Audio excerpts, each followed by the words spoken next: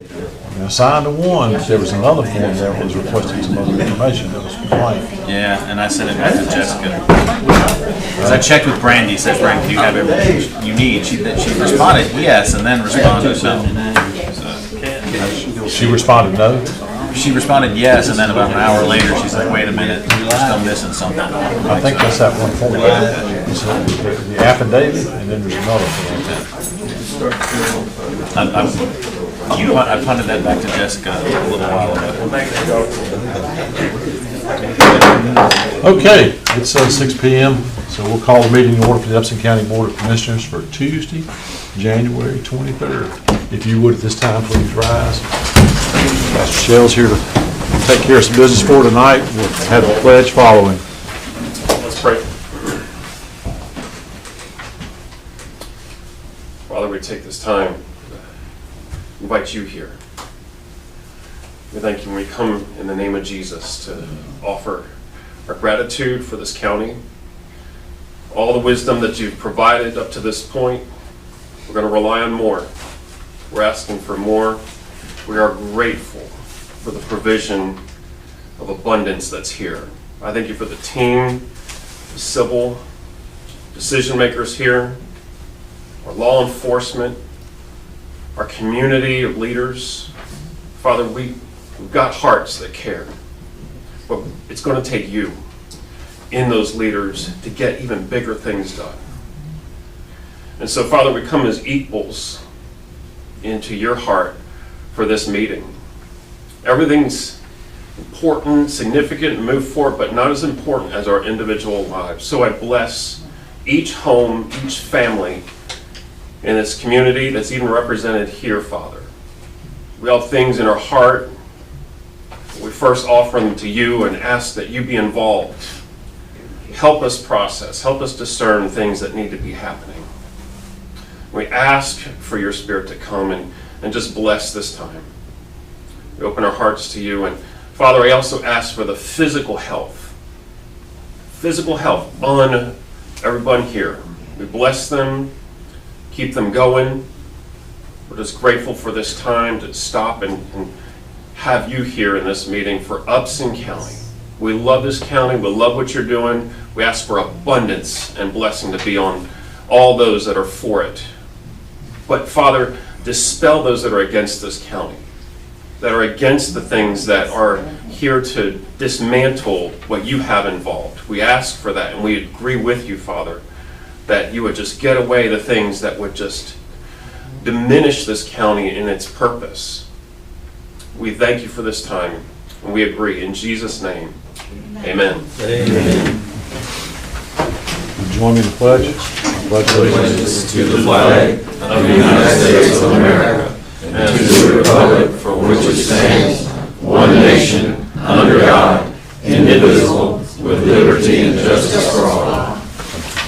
Thank you so much. Appreciate you.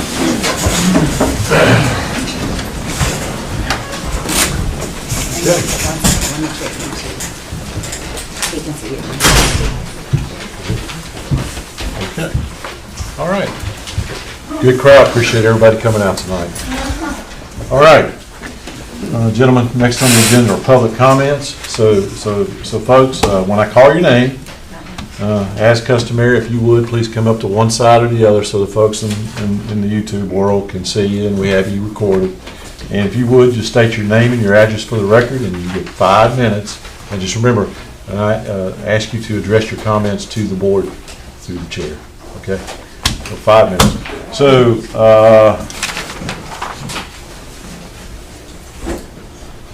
Ms. King, that it? Yes. Okay, I'm sorry. I thought I signed up second, but I'll go first. That's fine. Well, my name is Sherry King. I live in Thomaston, Ma'am. and I live at Ma'am. 113. Ma'am, if you address your comments to the board. Okay. Okay, that's fine. That's You can fine. start over. Well, I'm Sherry King. I do live here in Thomaston, and I live at 113 Summer Trace. And I just have a few concerns, and that's not to say it's specifically tied to this county, but the overall election process, because I'm not really sure how you guys set everything up, but I do want to just go over a few things that I have thoughts about, and maybe we can implement those. for the next election, we have some time. But I just have some concerns that maybe the Georgia electronic voting system, the Dominion, Smartmatic, is not trustworthy and not secure because of all the findings that we've been hearing and the things that are coming out. I'm also aware the voting procedures are different in every state. And this is probably good because all the precincts are not set up the same way. So there's not just one uniform method used to control the vote at all the locations in the same way. Otherwise, this would allow for a system to be implemented where possible manipulation outcomes would be easier, especially with the use of QR codes and electronic voting machines. Even the watermark ballots, the way I understand them, could be varied by state with bipartisan participation.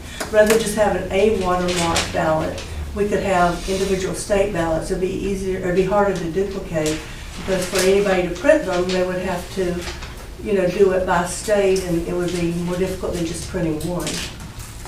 And the ballots could be sequentially numbered even, so that the same numbered ballot could not be duplicated, even in the sequential number on the ballot.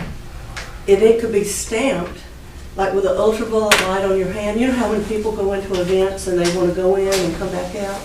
There's a stamp on their hand, and you can't see it, but you hold it under an ultraviolet light and you see it. That way, the ballot could be tied to the driver's license, could be tied to the voter themselves, and it would ensure that only one vote would be cast and one person could vote. It would just make our elections really secure. This is why I'm for paper ballots and not for the Dominion or Smartmatic voting machines, where a program can be run that affects all the machines from a central location. Paper ballots make it harder to use one program to control the whole system. For example, when I voted in Thomaston the last time, the poll workers asked for my driver's license, and they verified my identity, but to my knowledge, there was nothing that I was aware of that matched my driver's license to my actual ballot. I could be wrong, but I didn't observe that. With this system, there was not a way to prove that I voted only once and that there was only one vote from the ballot that was cast through the system. If there's nothing in there to tie my driver's license to my ballot, then that ballot's going to look the same for everybody and can be run through over and over again. Not that you would do it, but somebody when it leaves here could possibly do it before it actually gets tallied, shows up on TV. Okay, the driver's license identification system was a form of verification, but it will not stop someone from using an invalid identification to re-vote again if the vote is not tied to the ID, if you don't have some way to tie them together. Understand that in some of the poll locations, this is like in New York and other places, identification to prove the person was who they said they were was not done. So that's not good at all. And I'm thinking that our system is set up, and it's a good system. I'm talking about maybe improvements, and so we can just validate that when it leaves Thomaston, before we actually see those results tabulated and made known, to our country, that we could set up different controls that when it leaves here, that we know we're assured that that couldn't be violated. This is why a mark could be used and stamped on the person's hand that stays on the skin until after the poll is closed. The vote should be tabulated the same day and not counted for days and weeks after the election is over. If the mark is scanned under an ultraviolet light, it would show that person has already voted and could not recast their vote again in a different location or under a different name. The same scenario with illegitimate votes could be counted, should not be allowed to be repeated again in future elections. We should do something now while we have time before the election to really ensure that we're doing something in a way that we can guarantee the vote. With the technology we have available, there should not be any difficulty securing elections. I'm sure you all agree with me on that. And where it's actually possible to send duplicate ballots and run them through all over again. Ma'am, I'm sorry if that's your time. Is that all? Yes, it is. 5 minutes goes fast. Just like Kelly, you only did 2 minutes. Okay, Ms. Healy?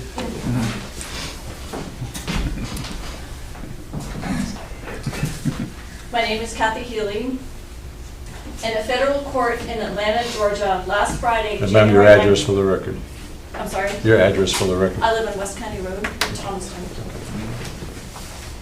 In a federal court in Atlanta, Georgia, last Friday, on January 19th, 2024, Alex Halderman was able to hack a Dominion voting tabulator in front of U.S. District Judge Amy Totenberg using only a pen to change vote totals.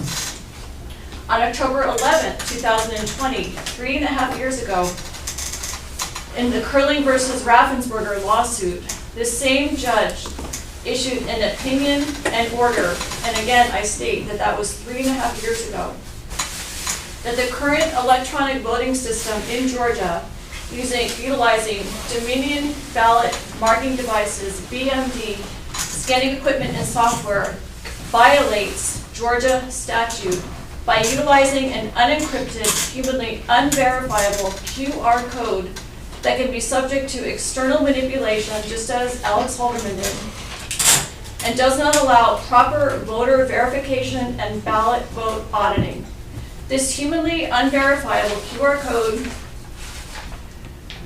I'll call this up, this humanly unreadable QR code negates the voter's right to know exactly how their vote is tabulated, rendering the use of these unverifiable, unreadable QR codes impracticable.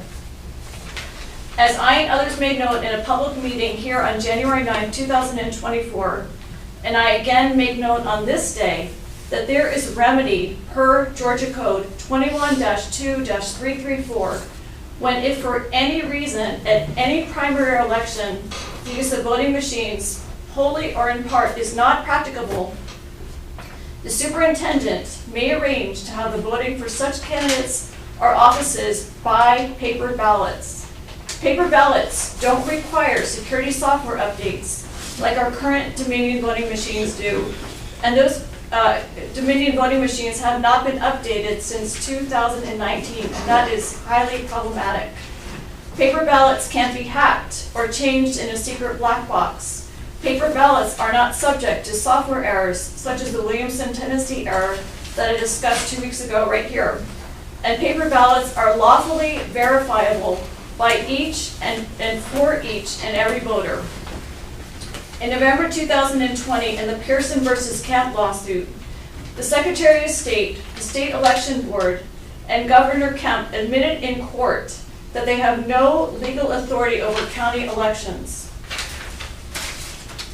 Instead of looking for ways to maintain the status quo, I ask you again to make urgent remedy for the voters here in Upson County. When a voting system is found to be impracticable, there are multiple Georgia codes that even Attorney Jordan Johnson of Bernard & Johnson LLC cited as grounds to use paper ballots in his letter to his local county government. This attorney did not address the state election board. He did not address Secretary of State or Governor Kemp. This attorney addressed his local county government. I ask you to stand with we the people by protecting the integrity of our vote, rather than aligning with bureaucrats and possibly compromised officials in Atlanta. Those of us that live here in Upson County look to you to act in good faith with honesty and true grit. I accept your oath of office. Thank you. Thank you, ma'am.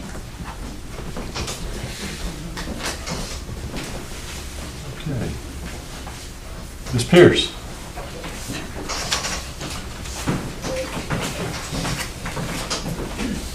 Good evening.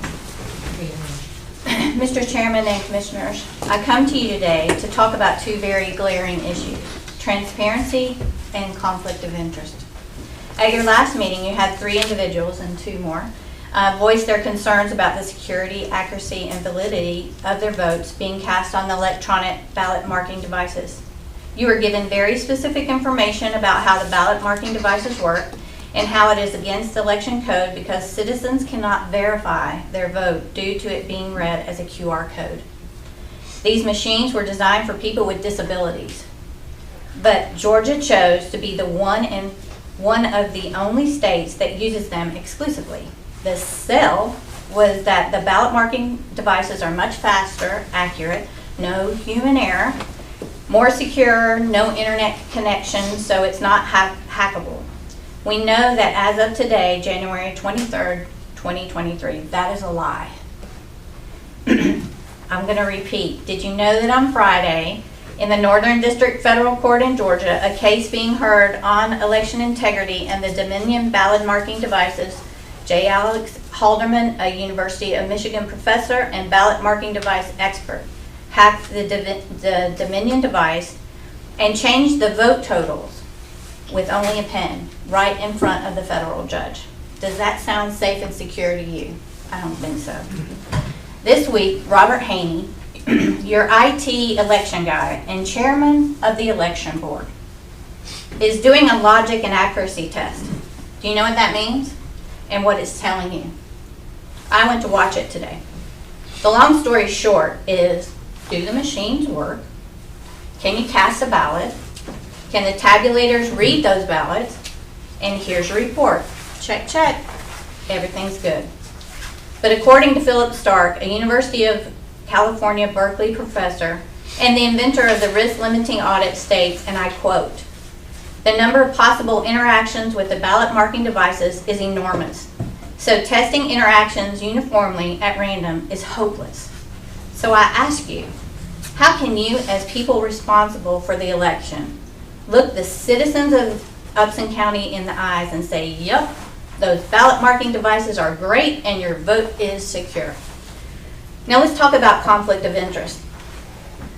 Conflict of interest occurs when a person or entity's vested interests raise a question of whether their actions, judgment, and or decision making can be unbiased.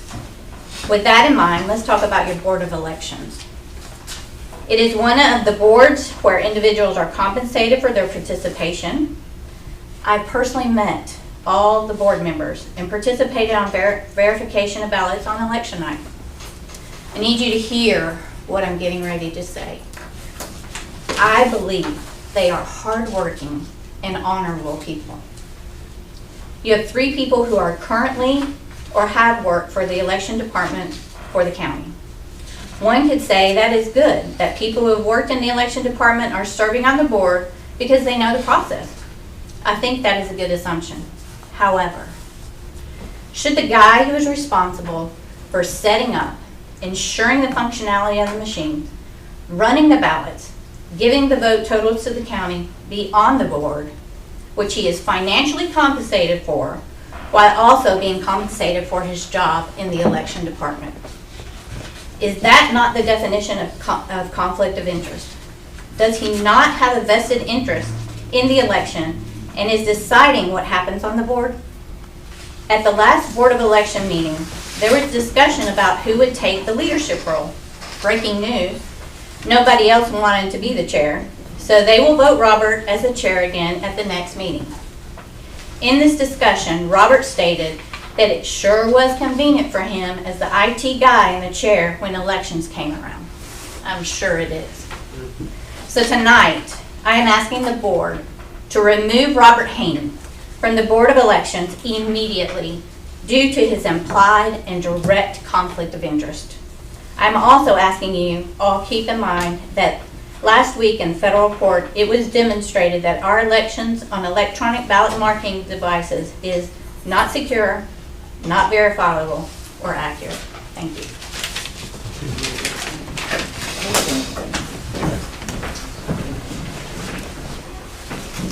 All right, that's it for comments.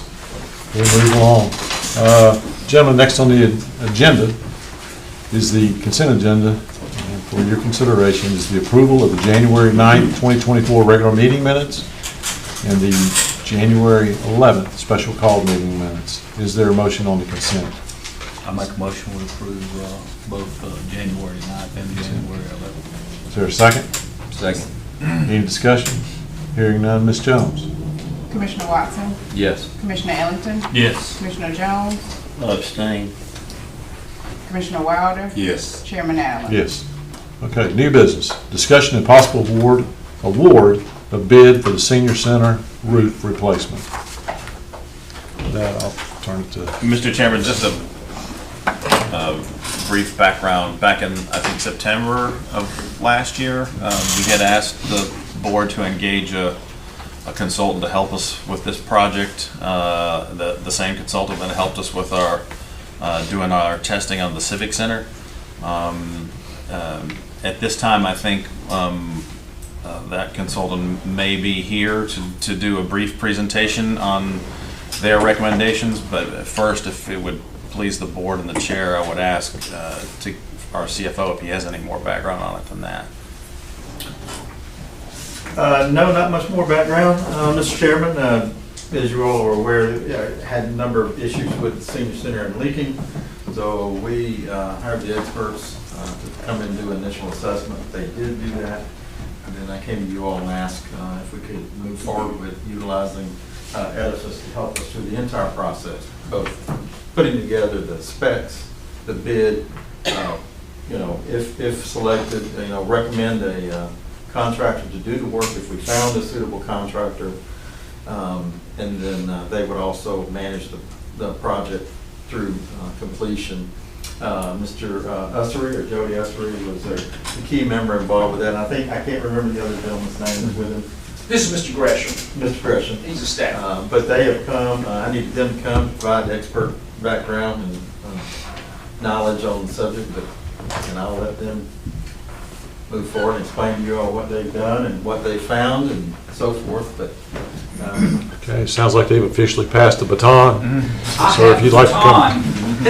I'm Jody Ushery, the Edison consultant, and we appreciate you having us. And I didn't plan on doing a full-blown presentation, but back in September, we gave you 3 options for the senior center. We said we could repair it for a number. We said that we could do a conventional low-slope roof, tapered package replacement, and we said we could retrofit it with a metal roof, which some of you were interested in, which turned into a lot of money. And the solution that you chose was the conventional roofing with a new taper package over the metal deck. And so we wrote a project manual designed to make certain that everybody bid the same thing. We posted it online and had a bid. We had 9 roofing companies signed in, and we provided you with that sign-in sheet. Of the 9, we had 4 bids. The unsuccessful bidder attempt, we were unsuccessful in vetting the low bid at $81,900. We had originally guessed that the price, and with the roofing market like it is, guessing is the best we can do. But we had guessed $145,000 is what the project should come in. We were nervous at the $81,900. We were not able to use our connections in the industry to locate anyone that knew this company. And we attempted to secure references from them, both from manufacturers and from existing jobs, and we were unable to do that. And that went on for 2 weeks, went back and forth, and we were not able to get comfortable with that company. So then we went to ARC Commercial Roofing.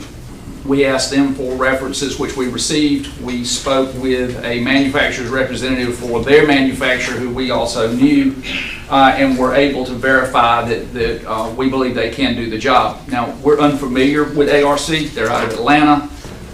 We don't have a track record with them, so I can't tell you that, but we got as comfortable as we could get with them. So we're recommending that you award the base bid of $136,578. We ask that you award the payment and performance bonds.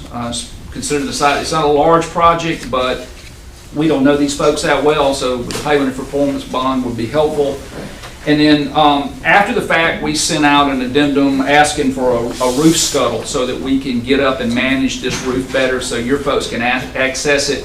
And they bid $3,800, which was in line with the other bidders that provided that. So we're thinking you should award that as well. We think you'll get better service out of the roof. It's easier to access, and it's also kind of a life safety thing with folks having to put up such a big ladder. So you come to $144,589.34. We're recommending a $5,000 contingency be carried. Probably won't need it, but we don't know any way of knowing that. This is a demolition job, so we get the roof off. If we've got deck or blocking issues, we have a pre-bid, pre-negotiated number for that on a square foot and a board foot basis. No way of knowing until we get the roof off, and then at that point, we'll apply those, and that's $5,000. Don't think you'll spend it, but we need it in place just in case. And we guessed 145, and it came in 144,589, which for those of you keeping track means a blind hog can find an acre every now and then. Okay. And warranty on the roof? 20-year, no dollar limit manufacturer, and the contractor, we have determined that they can secure that warranty. Okay. And this is Elevate. It was previously Firestone. They're a nationally known manufacturer. I have a question. Sir. You answered my question about the low bidder. There was one bidder that was substantially higher. What was the background on that? That's Columbus Roofing, and we know them, have done them for years, and they're expensive. And it's just expensive, and I know it's kind of an outlier, but they're expensive. They negotiate a lot of work in Columbus, and they get their number. Nice folks, though, and they do a really good job. I was gonna say they got too much work in Columbus. There's too much work everywhere right now. Okay. Anybody else have any questions?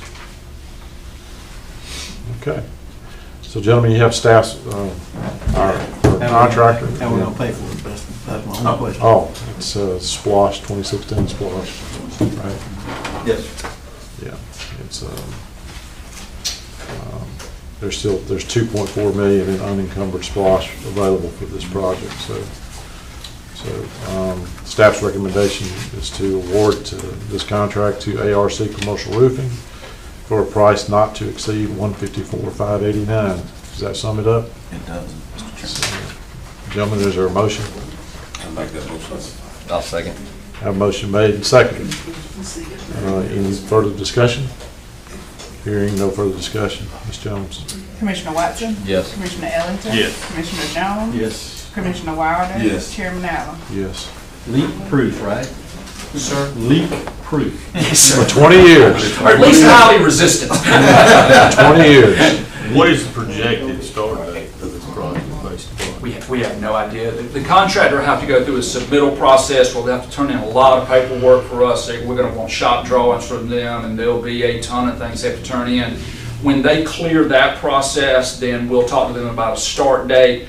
We will handle the pre-application conference along with your staff, and we'll get a date then about what we're going to get, and we'll also get a duration, and we'll coordinate everything with them. And I'll have somebody out here about every other day unless there's a problem, and then we'll be here every day. And if there's still a problem, we'll be here all day, every day until we get that resolved. But we'll be monitoring the project, and we'll be sending in reports with photographs and what happened that day. And if any of you would like those reports, it's just a matter of inconvenience and electrons. We'll be happy to send it to you. Okay. Well, thank you. Thank you, and thank you for the business, and we appreciate y'all having us. Thank you. Thank you, appreciate y'all. It's okay for us to.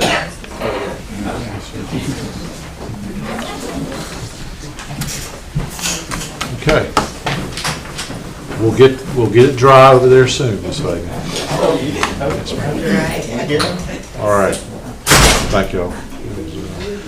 Well, that was well presented. Thank you. All right. Next, for your consideration, gentlemen, is discussion and possible consideration of a statewide mutual aid agreement for our EMA, Emergency Management Agency. Mr. Chairman, if it pleases the board, I'll handle this on behalf of our EMA director. And really, this, upon further reflection, probably would have been an appropriate consent agenda item. But just for a little background, this is the second time during my tenure that we've renewed our statewide mutual aid agreement. It's an agreement that's a voluntary pact allowed under Georgia law that allows public and private agencies in the state to provide reciprocal emergency management aid. So essentially, it's us joining a large group of municipalities and state agencies and joining under one mutual aid pact agreement. The only other thing I'll add to that is that this continuation of this agreement will last us if the board approves it, until March 2028.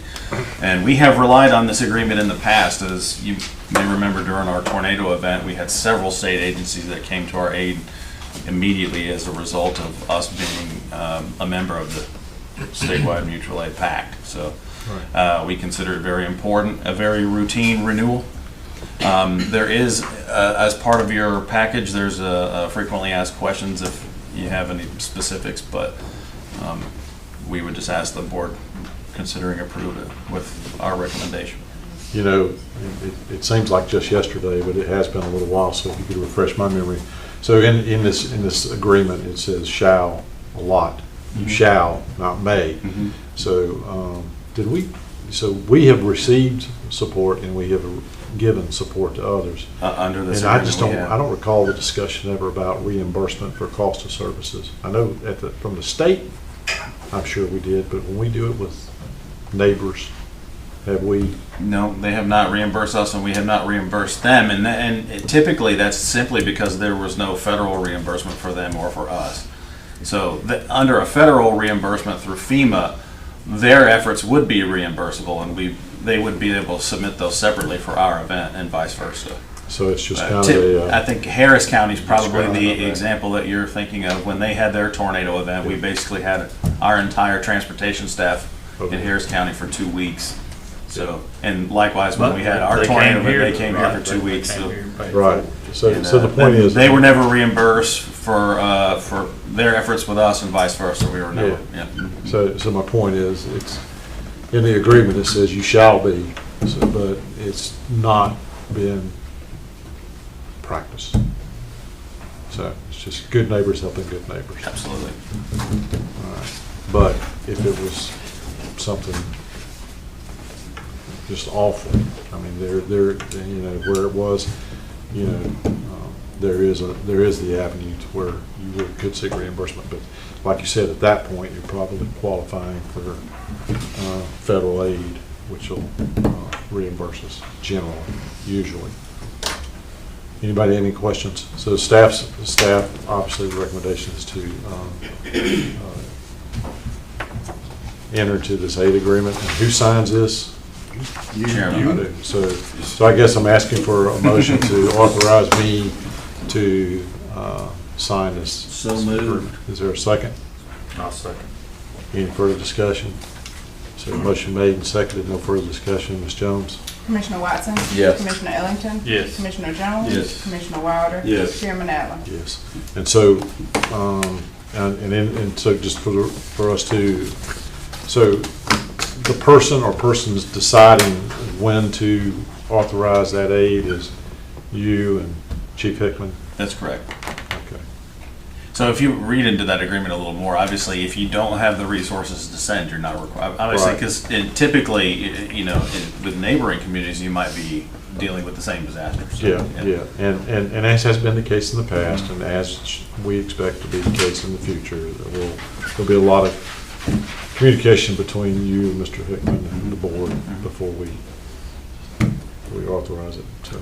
And one thing I'll add, Mr. Chairman, I think under every circumstance where we've rendered aid or received aid, we've been under a state of emergency, which actually puts that authority, takes that from me and gives it to the chair. So, Okay.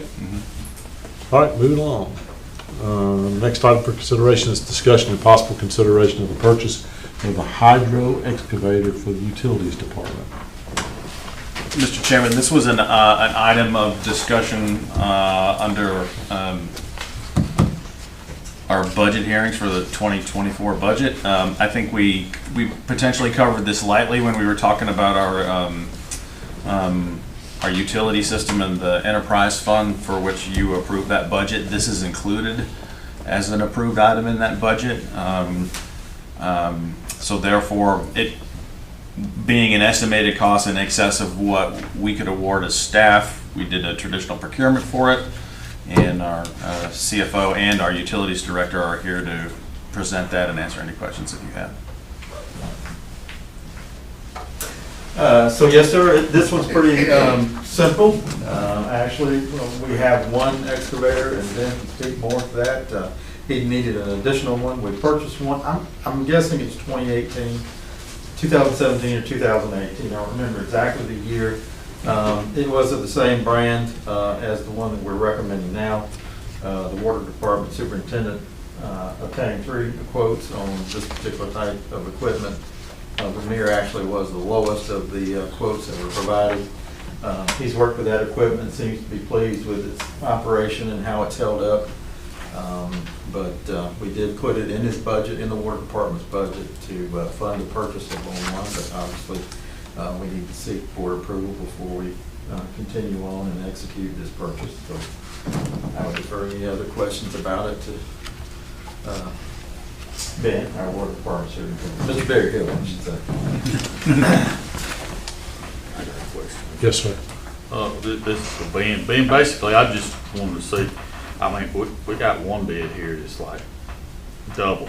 What, are we out, is this apples to apples here, or are these guys just bid you what they had on the lot and Yeah, upsold?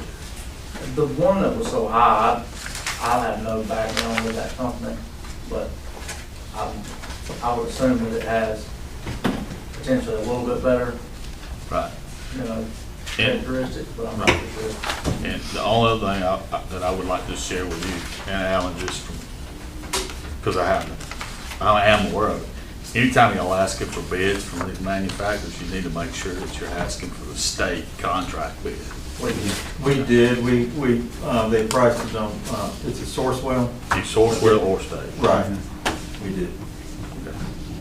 This was the source well price that they gave us. We're member of the source well. So elementary question. Why do we need another one? The other one you got works and works well.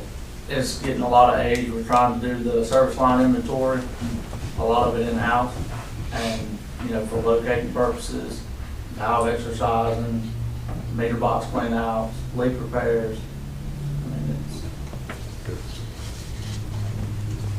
You know, I'm gonna throw something in there for him, that there are situations because of the limited capacity of the tank on that thing, that you would have to stop and go take it and dump it, and then come back and start all over again.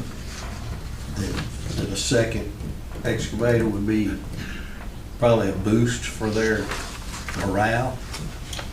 But would also, highly speed up the repair process of water service, so I just wanted to throw that to you. And too, I'll add, the size of the one that we're requesting is the same size that we have, and it's under CDL requirement. That was. all right, so gentlemen, you have staff's recommendation. Is there a motion? I'll make a motion, go ahead and let the water department have their hydro excavator. So the motion is to authorize the purchase of a price not to exceed $50,590.10 for this Vermeer excavator. Is that a good way to sum up what you just said? Yep, I should have looked and pulled the Is price. is there a second? I second. So I have a motion made and seconded to authorize a price not to exceed $50,590.10 for the purchase of this hydro excavator. Hearing no further discussion. Ms. Jones? Commissioner Watson? Yes. Commissioner Ellington? Yes. Commissioner Jones? Yes. Commissioner Wilder? Yes. Chairman Allen? Yes. Okay. Stay safe and stay dry. You can't stay dry. But hopefully this will help get some of those repairs done faster. Because if you haven't been out there and you've seen some of these breaks, there's a lot of mud and water that gets in the way of getting down there and getting the stuff fixed. So appreciate what you're doing. Thank you. Good job. Let's get through the rest of the winter though. All right, thank you.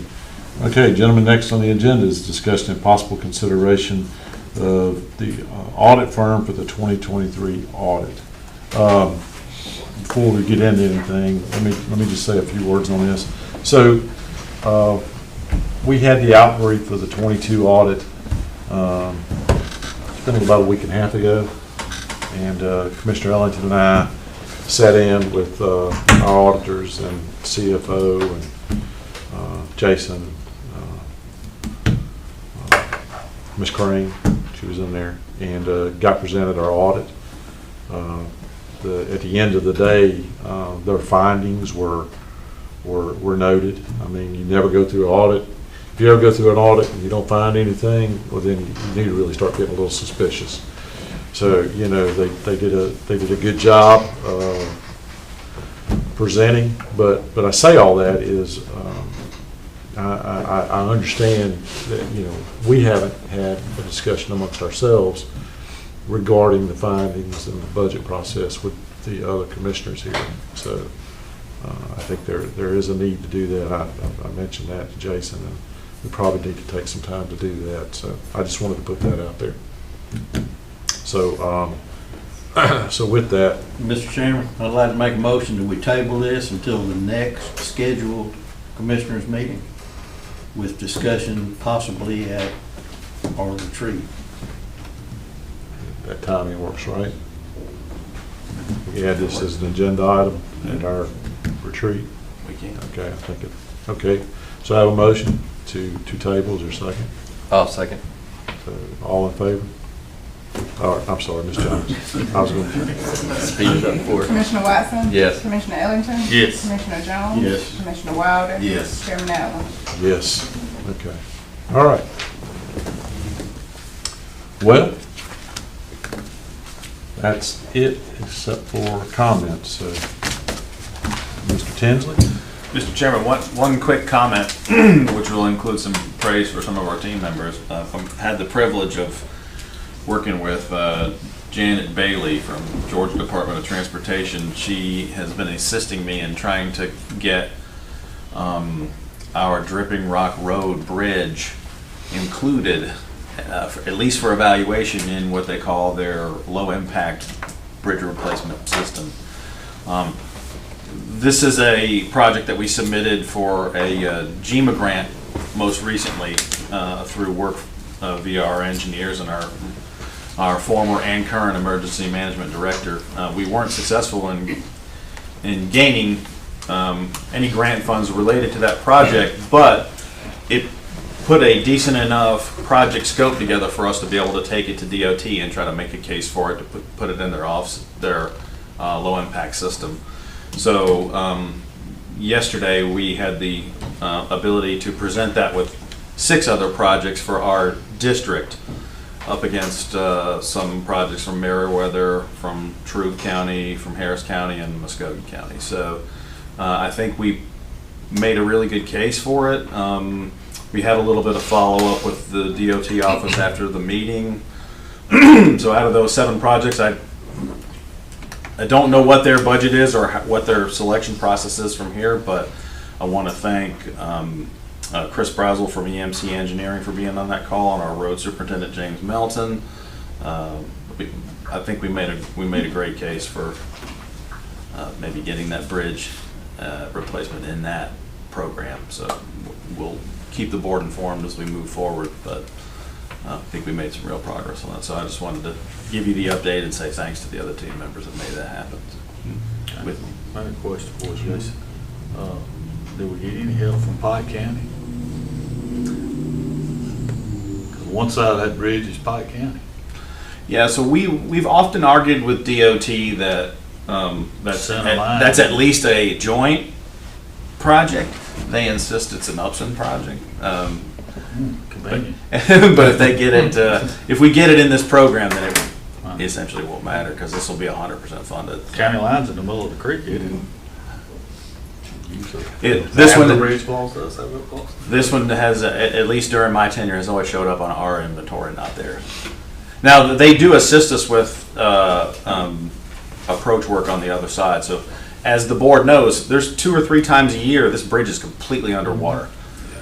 It's amazing that it's still standing and still graded at a high enough level that they allow traffic over it. But it definitely needs some work. I think it's been closed 4 times in 8 years. At least, yeah. For high water. So Well, your staff's working hard to leverage other funding sources. So while we're talking bridges, let's talk about the infamous one, Hannah's Mill. There's been there's been no changes to that. I mean, we just know that it's in the works. Correct. And our folks at DOT are working diligently on our behalf to try to get that moving forward sooner rather than later. But it's still down the road a ways. It is. And Jeff Davis has been awarded. It has. Is there a start date on that? Notice to proceed. Don't have a start date yet, but, Mr. Chairman, may I, our utilities director may remember from the last call we were on, it was only a few days ago. Yeah, we have a meeting, I think, it's either this week or next week with some of the contractors. Okay. They need to do a little more due diligence on the relocation is what's, of the utilities on the bridge is really what's slowing the start of it down. And it's not the county utilities, it's the gas line. So there's a little more due diligence to do on the gas line before they will actually have a schedule. Now, their overall schedule, they've not pushed back, so we're looking at 12 months from now. Yeah, 12 months from now, for it being out of service. Okay. Yeah. All right. Anything else? No, sir. Thank you. Ms. Jones? I have no comment. Mr. English, if you would, one of the things that I asked you to do at the end of our last meeting was to research the voting issues that have been presented from our last meeting, and so if you would just kind of offer what you found. I will, and I'm going to get y'all to pass that around. After you did that, I also checked with some of my colleagues, and I found that, unfortunately, while I certainly appreciate the passion and zeal of the folks that have come forward the last couple of times in the meetings, and quite frankly, I can't say I don't disagree on some of the points, but I do disagree on the state of the law. And if you will bear with me just a second. I didn't make me a copy of it. I got it right here. If you look at, this is the law that controls this particular issue, and it is the very first, it's the title and it's the first sentence in the law of the state that binds us as far as the equipment we use, counting the votes. We are bound by state law to use the method that the Secretary of State provides, and it's in black and white. You got it right there in front of you. There's no question what we're bound to do. I think again, like I say, I appreciate the zeal that these folks bring forward. I just think their aim is not necessarily in the right place. Their aim needs to be at the Secretary of State's office and local legislators, state representatives, state senators, and get the law changed. We're not in a position to do that, to change the law. We're in a position, we are bound by state law to follow what we have. And if we don't, as I've been told, I think it was Athens, Clark County that attempted on their own to do something different than what the Secretary of State mandates. And as soon as they did it, Secretary of State swooped in. They were looking at lawsuits and basically shut them down. So, unfortunately, in my opinion, and this was another thing that was brought to my attention by some of my colleagues, county attorneys aren't very popular on this issue with these folks, but you know, one of the quotes I always get is to keep you out of jail. Well, if we go down and violate state law, then we're looking at not jail, but we're definitely looking at lawsuits.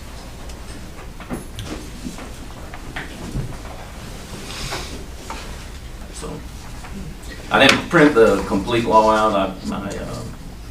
That's the majority of it, but if you just read the title of it, in the first sentence, it answers the question.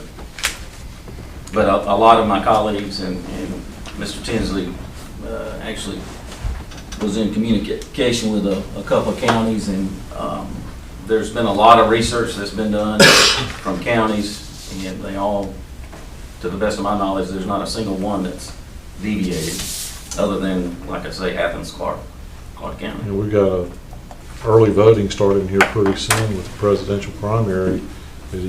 Jason, have you heard of anybody that's in the process of doing anything differently? Oh, there was one county close to us that I think was in discussion, but they actually voted to not proceed. Right. Is there anything else you'd like to add? I mean, we all have opinions on this and all, but you know, as the point that's been made to us, we do take it very seriously.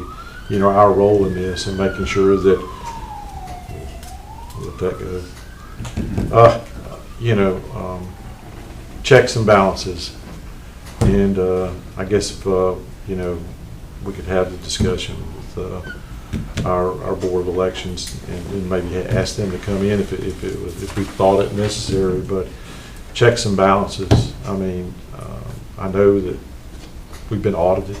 They're audited after everyone, and they're you know, and I think they always find some discrepancy, but the margin of error is so small when they yank out the ballots versus what's gone through the machines. That's been our local experience. There should be none, though. It should be none, but Should be no discrepancy. I hear you. I hear you. You would like to think everything is perfect. I mean, even if you had paper ballots, I would argue that if you counted the paper ballots twice, you would probably, and you audited them, you might have a margin of error there too. You know, I agree. There should be zero, and so I'm just saying I don't know what more to do as a board of commissioners.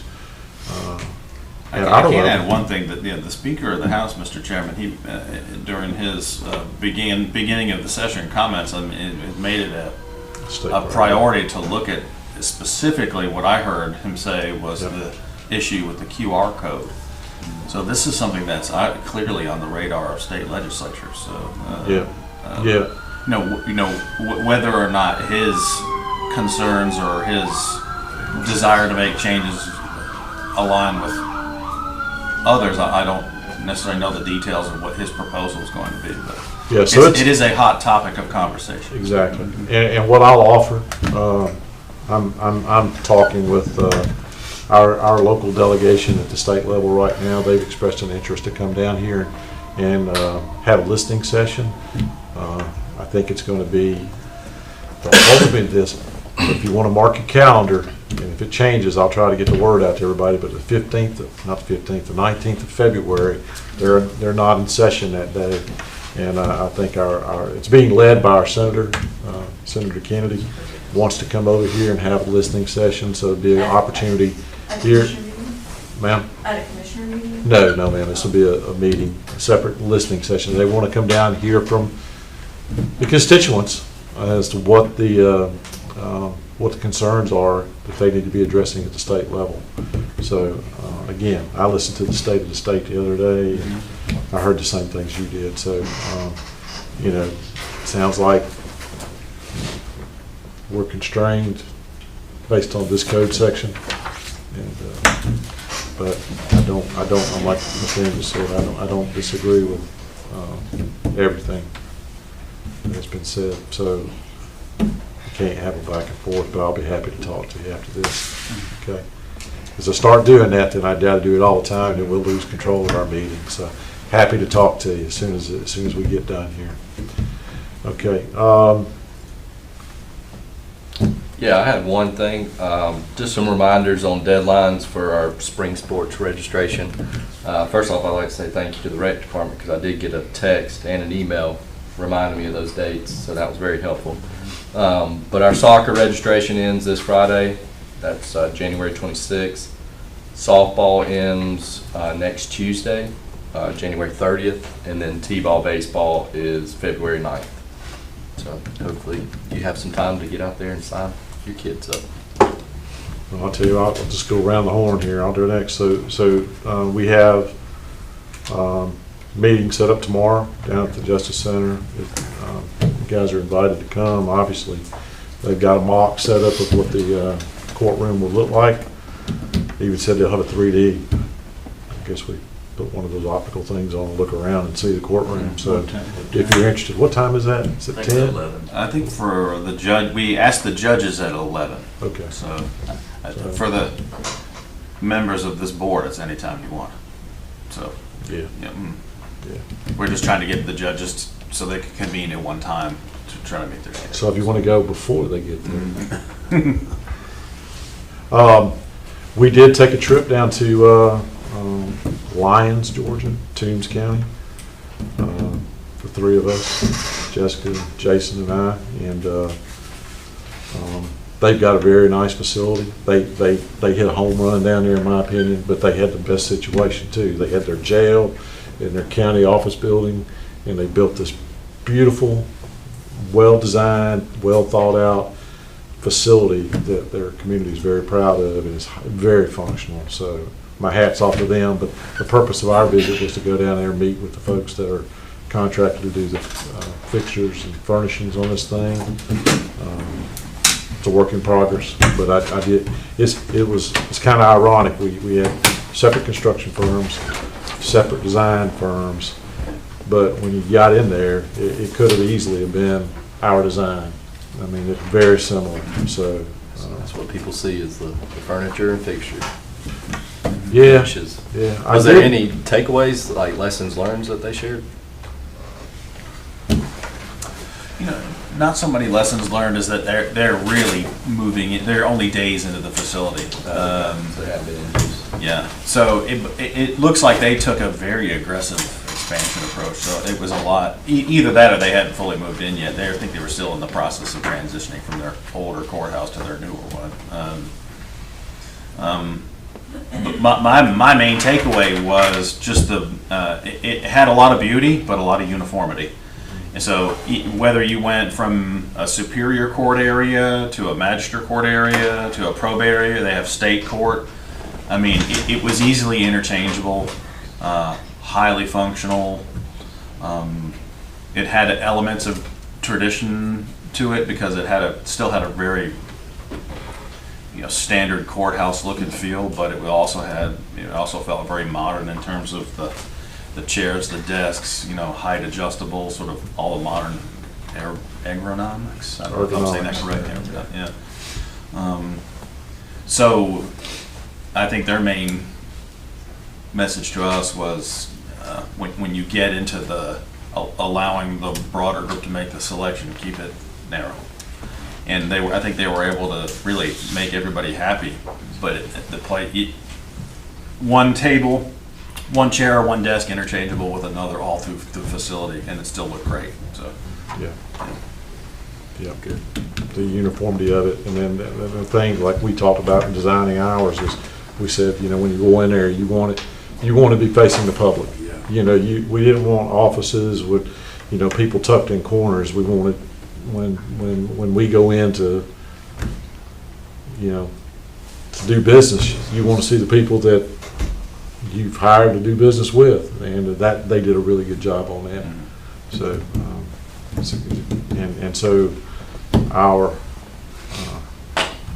folks are coming up here to meet with our folks and go over some of this. But it was the uniformity and like I said, it's very functional, but it's not opulent. The courtrooms were distinguished as they should be, very, very functional. But I did notice that they were empty when we were down there. But hopefully that won't be the case in ours. Hopefully we'll be using ours, and I'm sure they use theirs. I don't mean that in a negative way. They had full courtrooms, and we didn't interrupt the court. But anyway, but they seem to be happy with what they did. If you saw what they had to where they're at, it's obvious for why they're happy. But they did it right, and so let's see. I think that's all I have, Mr. Elliott. I don't have anything on this, Mr. Jones. Appreciate all y'all showing up. Appreciate everybody on YouTube that's watching this too, and you can rewind it and start from the beginning if you want to. And I want to, I don't know the preacher's name, did a Mr. tremendous Shells. job. Shells. He had a lot of good points, and I really appreciate it. Other than that, I'm done. Mr. Wilder, last but not least. I do have a comment. No, I don't. I want to make this to you guys. I have thoroughly enjoyed my tenure here as District 1 Commissioner, and I'm grateful for all the trust that my constituents and others placed in me in this position. However, after long and careful consideration, Hey, next. Is there a motion? Yeah, go ahead, I'm sorry. Go ahead. after long and careful consideration, I have decided not to seek a fourth term. It was not an easy decision for me to make. There come a time when I had to make it. And I look forward to maintaining a positive relationship with the county and wish you all the best and success, continued success in the months and years to come. This is not goodbye. No, it's not goodbye. You still got a ways to go. I got a ways to Read go. it the way I wrote it. I have decided I will not seek a fourth term. What? So you'll be greatly missed. Well, I Well, we're wish not- you guys too, but We're not kissing them goodbye. I'm willing to make the sacrifice. We Got some appointments to We- still have at the board, so we can put him on. we got a long way to go We till have. We have. till your time is up. And We a lot to have. do. We So have. this ain't goodbye. This is not goodbye. This is just I'm I'm letting just you know, letting putting you you know. on notice. So, you know, if nobody else qualifies, then they just throw you back in there automatically. Well, I'm sure there's some things that they can do to entice me to go back and say I will again. We have got to discuss that. Y'all heard it here. I'm We sure. appreciate it. I'm sure Mr. Piper is gonna want to see you here in a minute. He heard what I had to say just to you. That's not gonna be good enough. Hey, yeah, and in light of that, not to take away from that, just remember too, that this is a big year for us. Our bicentennial, I went to the Historical Society last night. They had a great presentation of the sesquicentennial. So, a lot of good planning going on there. So looking for more volunteers. The next meeting for the planning is February 15th. We need to get the time and put that out there, but they're looking for folks to volunteer. They're looking for ideas. The thing last night, you know, the takeaway was if you go back, for those of us that were here and can remember back 50 years ago, how many can do that? There weren't a lot of hands raising. 50 years ago, this was the largest event that happened in this community and went over a 4-day period. So it was really neat to see and neat to watch. And so with that, you're going to be a big part of that. Our 200th birthday will be during your time. So our 200th birthday is in November. Yeah. The city's is in April. So this celebration will continue and probably light the candle on the cake in April sometime. But a lot of good planning, but you got a lot of work to do. So don't disconnect the phone just yet. Thank you. I appreciate you doing it the way that you did this. Okay. There being no other comments, there being no other business, is there a motion to adjourn? So moved. Is there a second? Second.